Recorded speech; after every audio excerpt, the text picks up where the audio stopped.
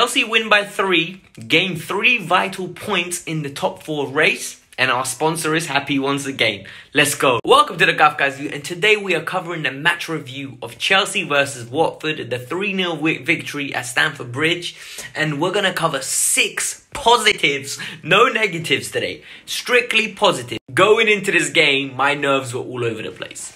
After the West Ham result, I was like, it's a must win. I watched Manchester United today. I watched Arsenal do us a favour, and I'm still shaking. I'm still scared. I'm still not confident at all. The boys did us proud. A clean sheet, 3 different scorers, and a convincing victory. We dominated that game, head to toe. It was a fantastic team's performance. If you're new to my channel and you enjoy match reviews, hit the like button, subscribe to the channel, make sure you stay consistent, and let's get on with the video. 100 likes for this video for 3 wonderful points. Let's do it. I know you want to support. Let's start from the beginning. The lineup told me so much about Frank Lampard today.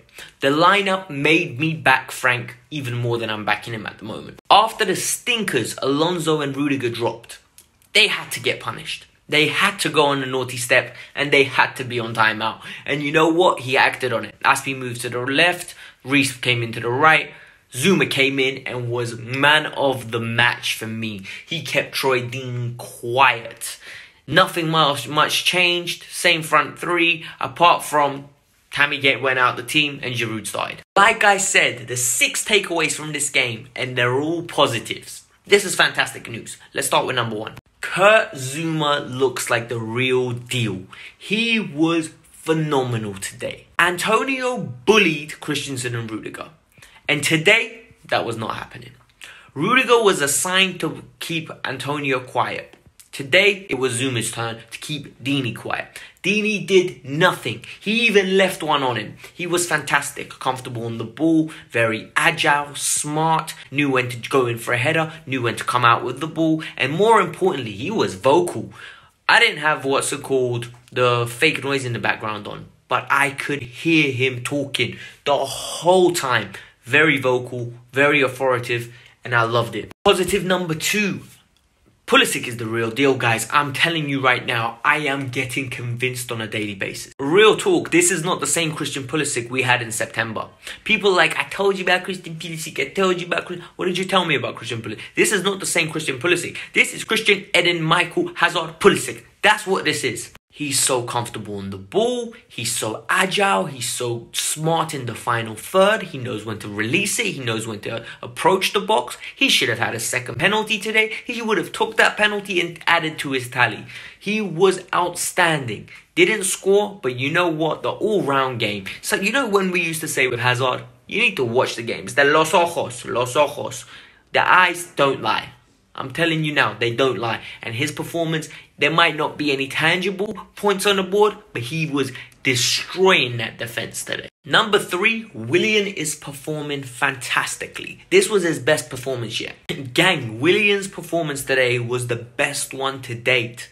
He was absolutely fantastic. Work rate, tenacity on the ball, decision making, and you know what? I'm not going to lie to you. I'm very impressed by his performances. You need to slow down, though, about giving him another contract. No other contract. No.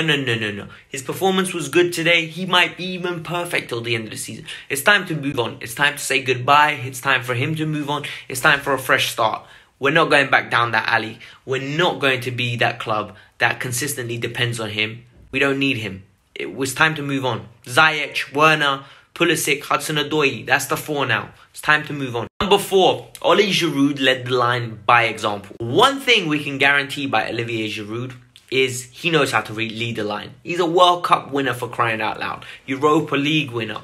A French League winner. This guy is a phenomenal player, guys. He's good on the ball. He's very agile for a big man. Sometimes I wonder how he's so acrobatic. He's what, like 6'4", 300 pounds, and yet he is so good. More importantly, it's the way he gets his body in the way. You can tell that he's a seasoned veteran. He's so strong, he's powerful, and he's a very good finisher. He took his goal so well today. That finish was confit, as what we say in Russian, confit. Beautiful finish. I'm telling you now, it was one of a confident person. 3 goals in the last 4 games for Olivier Giroud in the league. Man, I'm feeling it. Well done, Ollie. And you know what? I want him to start the next game. Positive number 5. Mason Mount ran that game from a deeper position. Look, I know you all watched the Manchester United game and you see Paul Pogba there. And then you see a little bit further Bruno Fernandes. And yes, it's okay to be jealous. And we understand now why the club wants Kai Havertz so badly. But I think it's time to give the props to Mason Mount. He played phenomenally in that position. He was dictating that game. Left, right, integral passes through the eye of the needle. He was fantastic. Ross Barkley got the goal, got an assist. But you know what? This is why I always say don't look at the stats. Because Mason Mount had a better game than him. If anything, I thought Ross Barkley was poor. He ruined a lot of attacks. And Mason Mount was phenomenal. His all-round game, the work rate, the tactical awareness, the deeper position, the way he supported Kante, it's all-round fantastic performance. Positive number 6. Ruben and Hudson Odoi got minutes again. Ruben Lotfus and Hudson Odoi both were injured for a considerable amount of time. So the fact that they're back and they're playing, it's just a good sign. It shows how competitive the squad is, and yeah, they both had a decent impact. Ruben Loftus-Cheek was integral for that third goal. The way he held the ball up, waited for the correct time to release it to Azpilicueta for the overlap, and the beautiful finish from Barkley. Hudson Odoi, on the other hand, they didn't play towards him, and it was just one of those things. Pulisic's the main man. You're gonna feed the horse. You feed the one that is backing you. You're backing at the moment. And Pulisic was on a Bunsen burner. You know those little experiments we used to do in year 7 with the Bunsen burners? They literally had a Bunsen burner under him. He was on fire. Rapido. Other than that, guys, that was literally a great performance. 3 points and Palace is next. I'm very excited for that game. One slight little negative that's just come into my mind I want to talk about, alright? Actually, 2. I think we should talk about it. I don't like the way the club is treating Jorginho, you know. If this is the end of Jorginho, I think it's extremely disrespectful from Frank Lampard. The way he's just bringing on Billy Gilmore, and Jorginho is just left in the wilderness. There's no explanation between Jorginho and Emerson why they're not getting any minutes. I think it's pathetic. I think it's borderline disrespectful to the point of no return. Both players have done really well for us, especially in Jorginho. He's been your vice captain. He's been extremely respectful, and he hasn't let us down this season or last season. So I just don't understand why he's not getting a look in. What I'm about to say is not going to be popular, but I think Chelsea should cash in on Tammy Abraham. Tammy Abraham's body language stinks. Every time he doesn't get the ball in the final third, hands in the air, he's shouting at people, Rudiger-esque. And it makes me think, why is this happening? It's because he's under pressure, guys. He's under pressure. He understands that Timo Werner's coming in to take his spot. Giroud is outperforming him. And Tammy can't have another season where he's third choice and he's Michy Batshuayi. He's the new Michy Batshuayi in the squad. There is no way Tammy Abraham's going to put up with that. You saw today how eager he is to score a goal. He'll do whatever it takes. And sadly, he's just not that guy. If there's a big bid that comes in, I would literally cash in on him. I don't think he's worth the hassle. I don't think he's going to be that great. I think he's very overrated.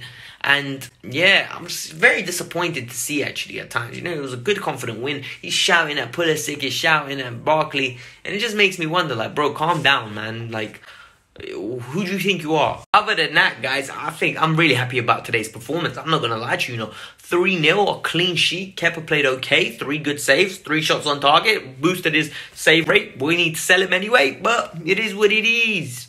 So, if you're new to the channel, hit that like button, subscribe to the channel, and more importantly, comment below who was your man of the match. And do you think I'm being harsh on Tammy Abraham?